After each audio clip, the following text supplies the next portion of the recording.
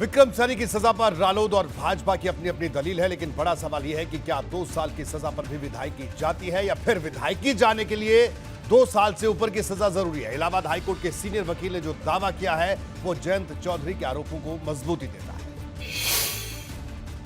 बाकी हर उन ऑफेंसेस की जो कि सेक्शन 1 और 2 में मेंशन नहीं है, सब सेक्शन 1 और 2 में, यानी और बाकी किसी भी ऑफेंस में यदि सजा होती है which shall, if it is not less than 2 years, then the person stands disqualified. यानी कानून की मंशा ये है कि यदि 2 वर्ष या उससे ज़्यादा की सजा है तो डिस्क्वालिफिकेशन अट्रैक्ट होगा।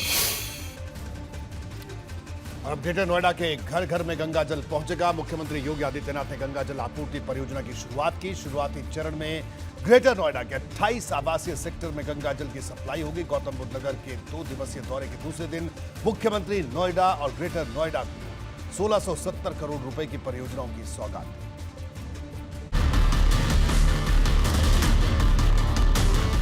अब तक तो लोग गंगा स्नान करने के लिए जाते थे, अब भाइयों बहनों गंगा मैया शुद्ध जल उपलब्ध कराने के लिए आपके घर में आ रही है।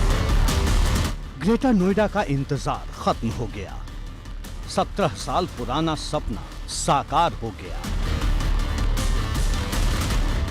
मुख्यमंत्री योगी आदित्यनाथ ने ग्रेटर नोएडा को गंगा जल आपूर्ति की बड़ी सौगात दी है, जिसका इंतजार यहां के बाशिंदों को पिछले 17 सालों से था।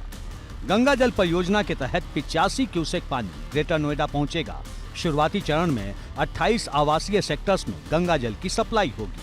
मार्च 2023 तक 38 सेक्टरों तक गंगा जल की सप्लाई शुरू की जाएगी। ग्रेटर नोएडा में गंगा जल सप्लाई की परियोजना लंबे वक्त से लंबित थी, जिसे लेकर सीएम योगी ने मंच से विरोधियों को निशाने पर लिया। कहा, परियोजनाओं में अड़ंगा लगाने में कुछ तत्वों ने कोई कसर नहीं छोड़ी। 85 क्यूसेक गंगा जल यहाँ पर उपलब्ध होने जा रहा है और भाइयों बहनों इसमें भी विकास में जो लोग बैरियर बनते थे उन्होंने कोई कोताही नहीं छोड़ी थी, कोई कोताही नहीं छोड़ी थी। हमने तो पहले से बोल रखा कि किसानों की समस्या होगी, हम बातचीत से समाधान करेंगे, संवाद से समाधान करेंगे। हम लोकतांत्रिक मूल्यों पर विश्वास करते हैं, संवाद से विश्वास करेंगे। गंगा जल आपूर्ति परियोजना पर करीब 800 करोड़ रुपए का खर्च आया है। योजना से करीब 10 से 12 लाख लोगों को फायदा होगा। वाटर सप्लाई के लिए हापुड़ गंगा कैनाल से जैतपुर केंद्रीय जलाशय तक 23 किलोमीटर लंबी पाइपलाइन बिछाई गई है। इसके अलावा हरिद्वार से गंग नहर के जरिए भी सप्लाई की जाएगी। गौतम बुद्ध नगर दौरे के दूसरे दिन सीएम योगी आदित्यनाथ ने 1670 करोड़ रुपए की परियोजनाओं का लोकार्पण और शिलान्यास किया। इस मौके पर सीएम योगी ने कहा, कभी गौतम बुद्ध नगर माफियाओं के कब्जे में था। सत्ता का संरक्षण प्राप्त अपराधी नोएडा और ग्रेटर नोएडा की तकदीर लिख रहे थे, लेकिन अब तस्वीर बदल रही है। विकास की रोशनी में गौतम बुद्ध नगर की तस्वीर निखर रही है।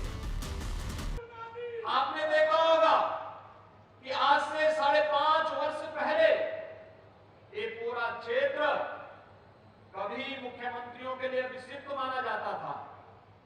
ये पूरा क्षेत्र विकास की योजनाओं में गिद्ध दृष्टि लगाए हुए और भेड़ियों और माफियाओं की चपेट में थे, जो यहां पर एक और किसानों का शोषण करते थे। उत्तर प्रदेश के नौजवानों की भावनाओं के साथ खिलवाड़ करते थे। अथॉरिटी से जुड़े हुई धनराशि का दुरुपयोग करते थे। मुख्यमंत्री योगी आदित्यनाथ ने नोएडा और ग्रेटर नोएडा के इंफ्रास्ट्रक्चर को न सिर्फ विश्व स्तरीय बताया, बल्कि ये भी कहा कि नोएडा और ग्रेटर नोएडा की तस्वीर न्यू इंडिया के नए यूपी की तस्वीर दिखाती है। तो जाहिर तौर से बात है कि एक बड़ी सौगात मुख्यमंत्री ग्रेटर नोएडा और नोएडा को देकर के गए हैं और कई सारी बड़ी परियोजनाओं का उन्होंने जिक्र भी किया कि किस तरीके से नोएडा और ग्रेटर नोएडा में कई सारी बड़ी परियोजनाएं आ रही, चाहे वो जेवर इंटरनेशनल एयरपोर्ट की बात हो, चाहे फिर अगर बात करें तो जिस तरीके से यहाँ पे अब अगर बात करें तो मेट्रो का विस्तार हो रहा है। इन तमाम सारी चीज़ों का जिक्र मुख्यमंत्री ने अपने संबोधन में किया है।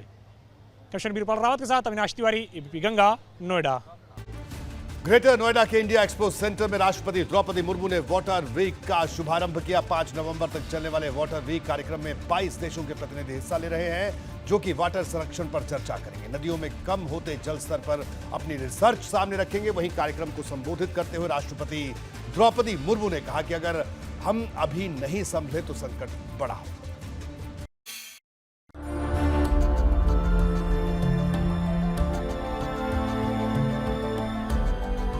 ये तस्वीरें सांकेतिक हैं, लेकिन जल संरक्षण की अहमियत को दर्शाती हैं।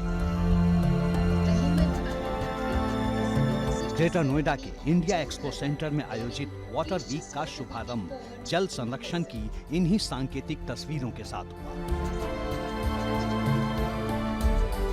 राष्ट्रपति द्रौपदी मुर्मू के हाथों इस कार्यक्रम का शुभारंभ हुआ। इसके बाद उन्होंने मंच संभाला तो मां गंगा की धरती पर अवतरण की कहानी के आसरे पानी के महत्व को समझाया और बताया कि अगर अभी नहीं संभले तो संकट बड़ा होगा। इस तरह की परिस्थिति में पानी के मैनेजमेंट पर विचार विमर्श करना बहुत ही सराहनीय कदम है। इसके कई पहलू हैं। मिसाल के तौर पर कृषि क्षेत्र में विविधता के साथ ऐसे फसलें लगाई जाए जिसमें पानी की खपत कम हो। इंडिया एक्सपो में आयोजित वाटर वीक कार्यक्रम अगले 5 दिनों तक चलेगा। कार्यक्रम में राष्ट्रपति द्रौपदी मुर्मू, राज्यपाल आनंदीबेन पटेल, केंद्रीय मंत्री गजेंद्र सिंह शेखावत, मुख्यमंत्री योगी आदित्यनाथ समेत कई नेता मौजूद रहे।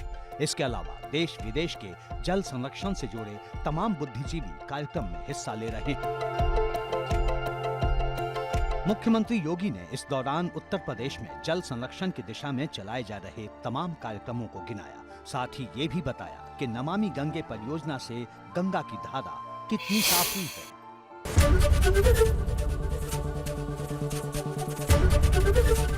एबीपी गंगा, खबर आपकी, जुबान आपकी।